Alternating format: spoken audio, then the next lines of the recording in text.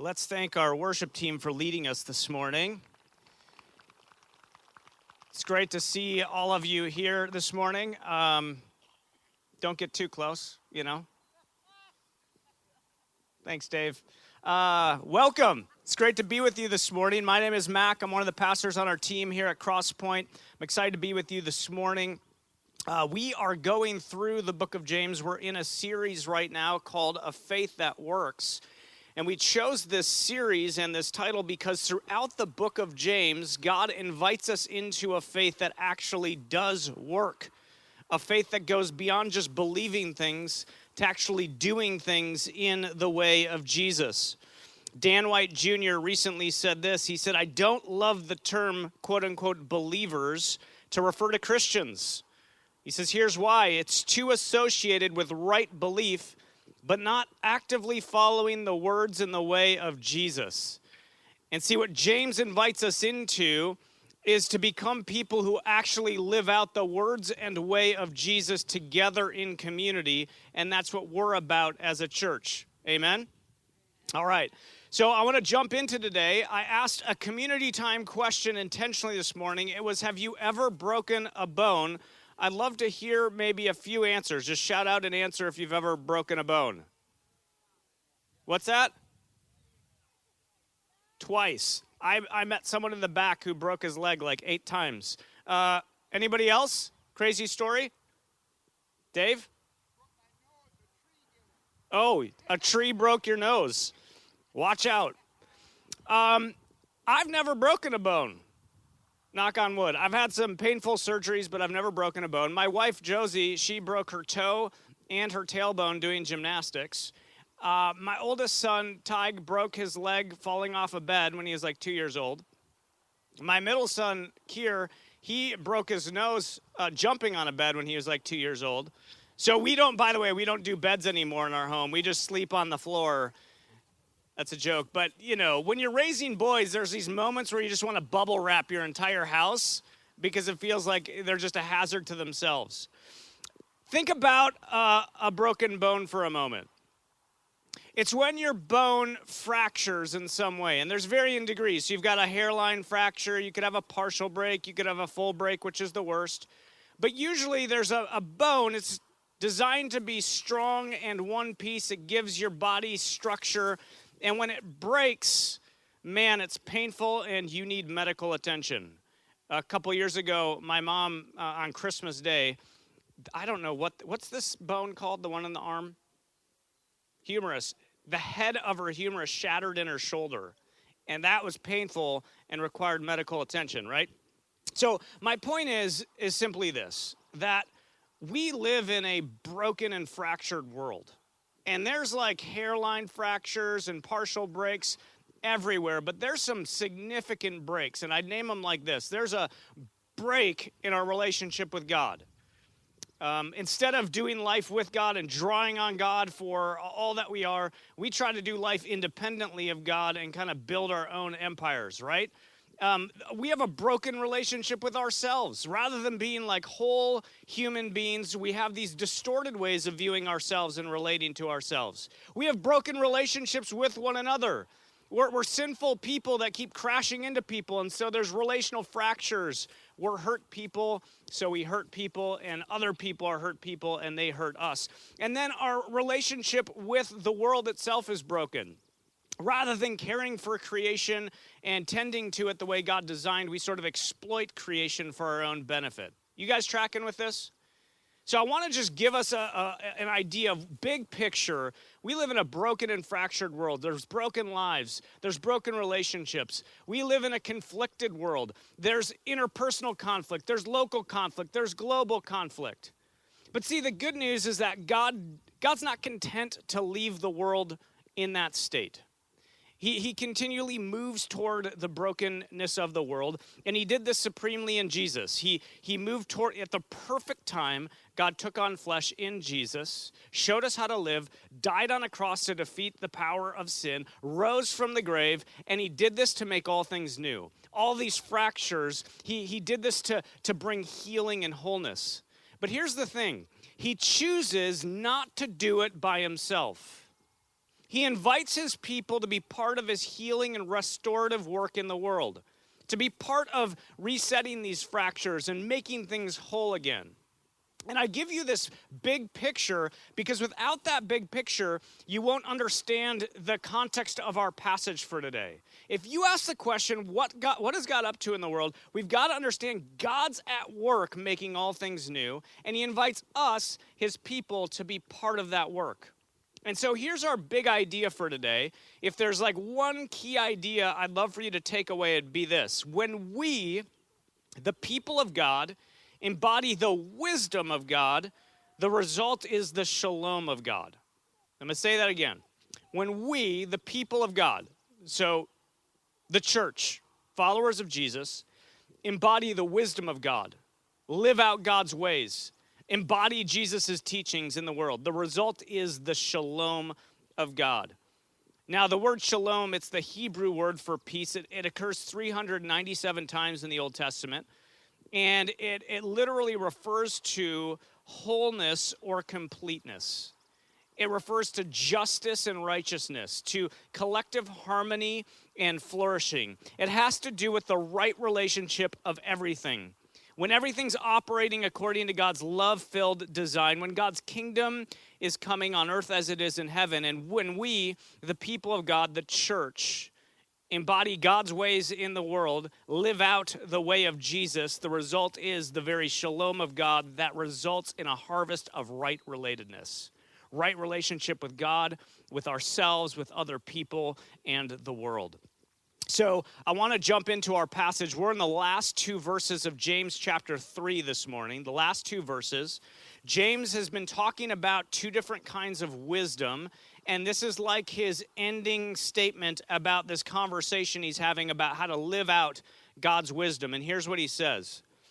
He says, but the wisdom that comes from heaven, and just a reminder, he's contrasting two different types of wisdom. So you got wisdom that comes from God, wisdom from above, and then there's this other kind of wisdom, the wisdom from below, or the wisdom that comes from the world. Last week, Cameron did a great job talking about the wisdom that bubbles up from below being about number one. There's all kinds of wisdom that will make you successful in this world about your pursuing your happiness or making you the main priority, but that is not God's wisdom. So James here is going to describe or summarize God's wisdom. He says, but the wisdom that comes from heaven is first of all pure, then peace-loving, considerate, submissive, full of mercy and good fruit, impartial and sincere. Notice that word first. The wisdom that comes from heaven is first of all pure. The word first there means primary. So what James is saying is that the primary characteristic of God's wisdom is purity. And that word pure means unmixed. It's not mixed with anything else. It's undiluted. It's not mixed with any other substance. So you think about like, that's pure gold. What do we mean when we're saying that? We go, oh, that's not mixed with anything else. It's 100% gold. And so what James is saying here is that the wisdom that comes from God, when you live it out, it's first and foremost, its primary characteristic is purity, marked by a singular focus on Jesus. Without any tugs of loyalty anywhere else, your primary allegiance is to the person of Jesus and the kingdom of God, and there's nothing else tugging on you. You've got this undiluted focus on the person of Jesus. And then all of these other characteristics flow from that singular focus. James named several of them. When you make Jesus the primary focus of your life, here's the kind of person you will become. You'll become peaceful, not combative, not looking for a fight. You'll be considerate. This describes someone who, when they're wrong, they don't insist on their own rights, but they extend forgiveness. You'll become submissive, not motivated by your own selfish ambition or self-interest, but putting other people first. You'll do acts of mercy. You'll love the least of these. Instead of creating a world of conflict and strife, true wisdom is full of mercy and good fruit. And then there's two more words. James says you'll become impartial.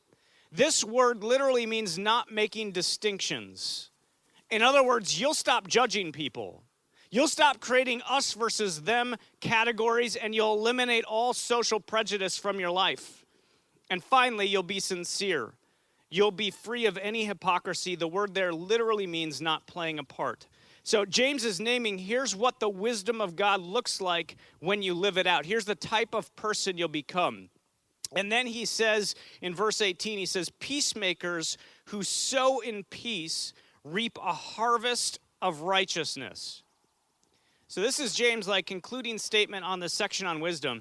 And I got to tell you, when I first looked at this passage to preach this weekend, I was really dumbfounded. I was like, what is up with verse 18? He spent several verses now talking about wisdom, and then he ends with a statement about peace. What's going on here? Now, I've tried to train you or teach you whenever you have a question about the scriptures, it's a good idea to just pause and go deep. So start asking questions and you'll learn new things. So I began to look at this more carefully, and what I discovered is simply this, that peace is the ultimate outworking of God's wisdom. Like wisdom, when it's lived out, when it's embodied, it creates peace. The result is the shalom of God. So peacemaking isn't an add-on to this conversation about wisdom. It's the embodiment of it. The result then is a harvest of right relatedness, right relationship with God, with ourselves, with other people in the world. In short, here's what James is doing. He's inviting us to embody God's wisdom, God's ways, the teachings of Jesus by becoming peacemakers in a conflicted world. I'm going to say that again. James is inviting us to embody God's wisdom by becoming peacemakers in a conflicted world. When we, the people of God, the church, embody God's ways in the world, the result is the shalom of God becomes a reality. We need to become peacemakers who know how to sow seeds of peace in our conflicted world. This is what it means to embody God's wisdom and God's ways. So the question is, how do we do this? If you haven't noticed, it's kind of messy out there. It's a little bit divided, right? There's polarity that exists. There's disagreements constantly happening. And so my question is, how do we become peacemakers in this world? How do we become peacemakers who sow seeds of peace so we can see a harvest of righteousness, right relatedness? To get at this, I want to play a little game, and I need 2 volunteers. You're going to touch hands, so it'd help if you've been vaccinated or aren't scared of COVID. Can I get 2 volunteers? BJ? Well, we need, and Dave. This is perfect. I like this. Okay. BJ and Dave, come on up. So I first learned how to play this game when I was 8 years old at hockey camp. I didn't know what it was called, so I had to do some research. Turns out there's 2 names for this game. The first is standoff. The second, which is what I'm going to call it, is gladiator hands. So you're going to play gladiator hands. Now, here's how it works. You're going to stand facing each other. No. Yeah. Okay. Stand maybe a foot apart. So not too close where it's super awkward, but close enough where it's awkward. A little closer. Okay, now don't do this yet, but in a moment, you're going to put both hands up like this. Yep, just like that. Not yet. And then what you're going to do is you're going to try to push the other person's hands so that they move their feet. Now, the first person to move their feet loses, okay?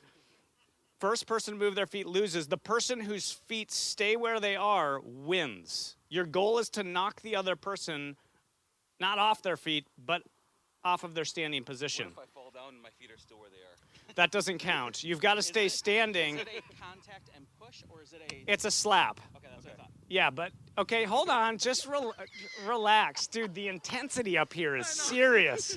Woo! All right. A little bit closer. Yep, right like that. Hands up and go. All right. Maybe we should try that again. Okay, let's try that again. Ready? 1, 2, 3.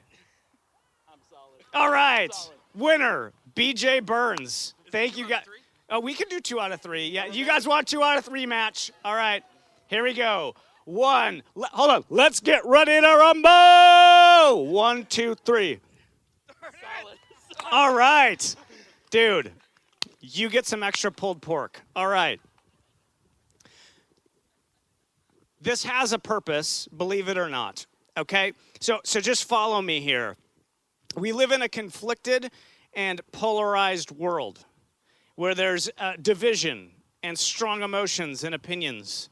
I think most people inhabit the world kind of like they're playing gladiator hands, where they sort of stand off with people they disagree with, and they try to knock them off balance by being right, by having lots of wisdom. Are you following this? So you see this a lot. You see two people who disagree on a topic, and they sort of stand off like they're playing gladiator hands, and the goal seems to be to knock the other person over with all their wisdom, with all their cleverness, with their right responses. If you want an example of this, just turn on cable news.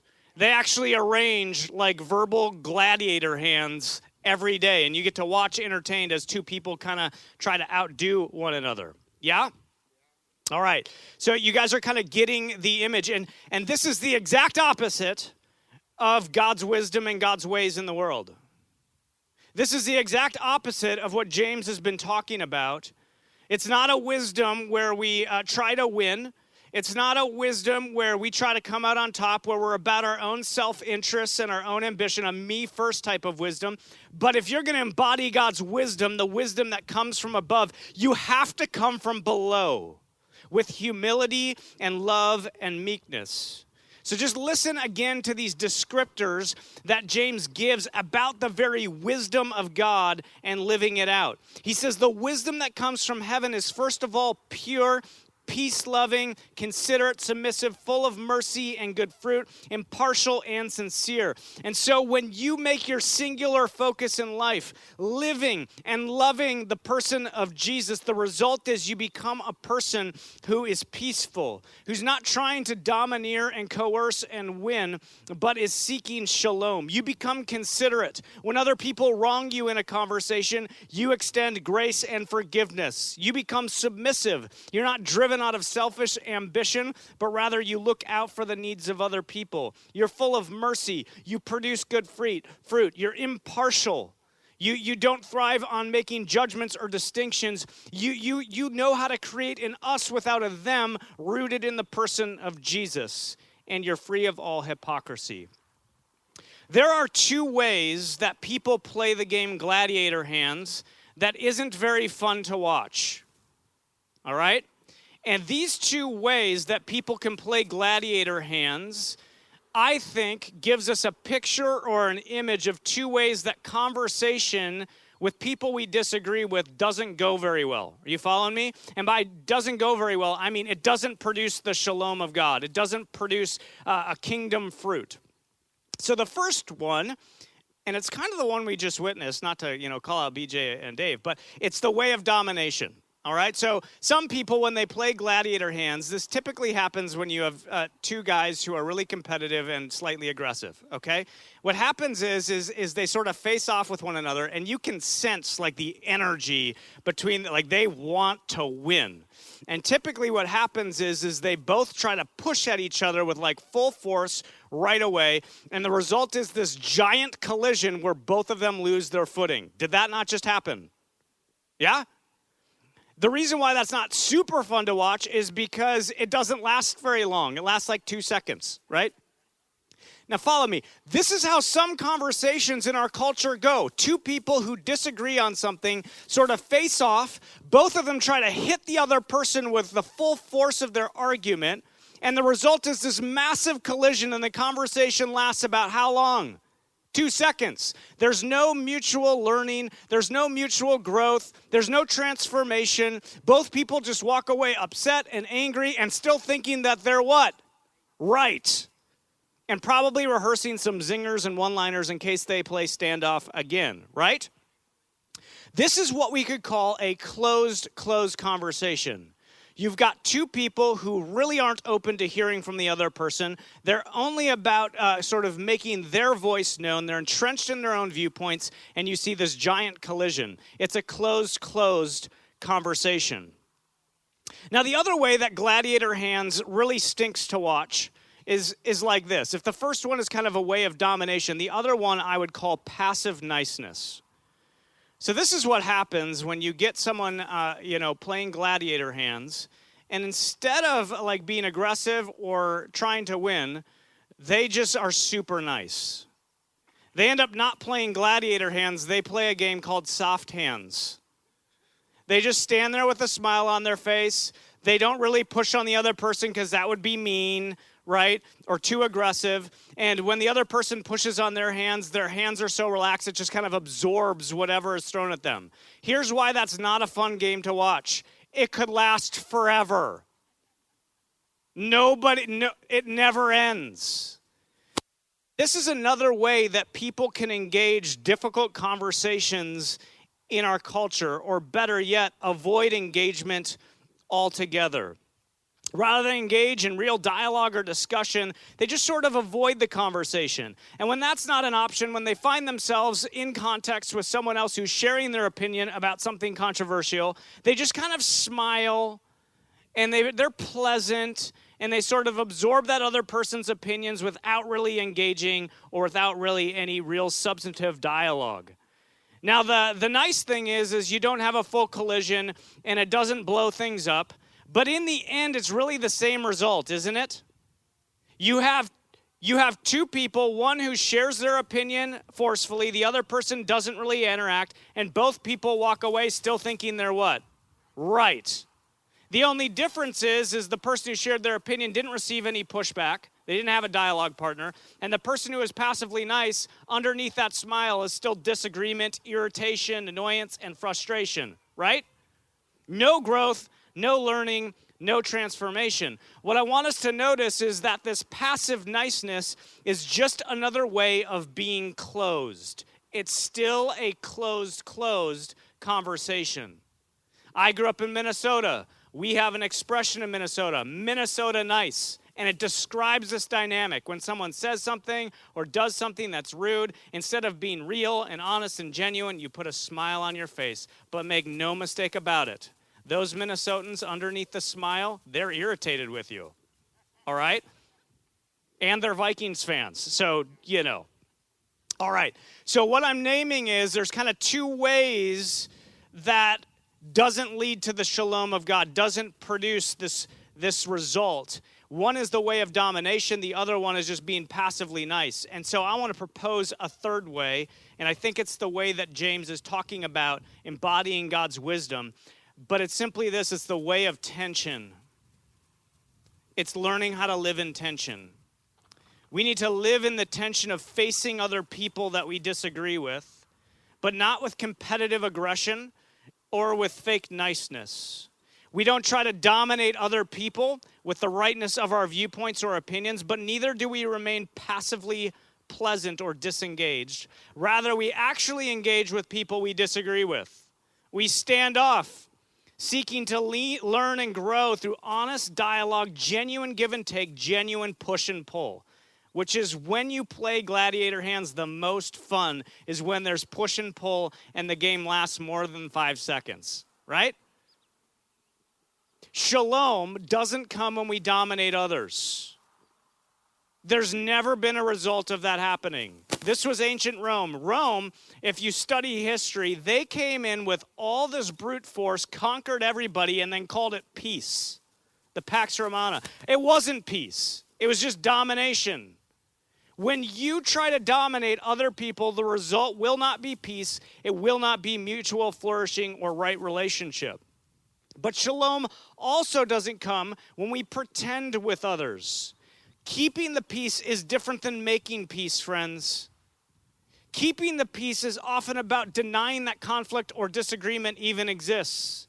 Keeping the peace is often about maintaining the status quo. But see, making peace often requires disrupting things, at least temporarily, so you can get down to the root of the problem and actually address it with honesty, openness, and humility. We need to learn how to live in tension.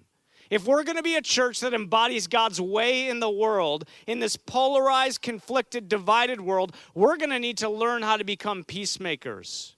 We're going to have to learn how to become people who know how to sit in dialogical space, conversational space with other people with whom we disagree, and remain open to learning and growing and mutual transformation, trusting that God is present in those spaces. Amen? Yeah? I'm telling you, this will be different. This is countercultural stuff. The way the world is going is gladiator hands. What I'm suggesting is something slightly different. And this is what James is talking about in our passage. Embodying God's wisdom, the way of Jesus in the world, will result in the shalom of God and a harvest of right relatedness. Now, you know this. Every week we give homework out. So here's your homework for this week. And our staff, I'll tell you this, our staff did this for like 2 months at the beginning of the year. So we've already got some practice with this. I want you this week to take like 5 minutes at the end of your day and reflect on the kinds of conversations you found yourself in. And I want you to begin to catalog those into 4 groups, okay? First one is, where did you have open conversations? Meaning you were open to what the other person was saying, they were open to what you were saying, and the result was a mutual exchange, a give and take, mutual growth, reciprocity. Where did you have open conversations? Secondly, where did you notice open-closed conversations? Where you were trying to be open with the other person, but they were closed off with you. They were either trying to dominate or kind of going to that closed-off space of being passively nice. Where did you notice closed open conversations? Where someone else was being gracious to you, being open to you, but you were closed off. And finally, where did you notice closed conversations? Where you both bounced off of each other, or you were both just being nice and failed to really engage and grab a hold of the transformation that comes when we do. Any questions on that homework?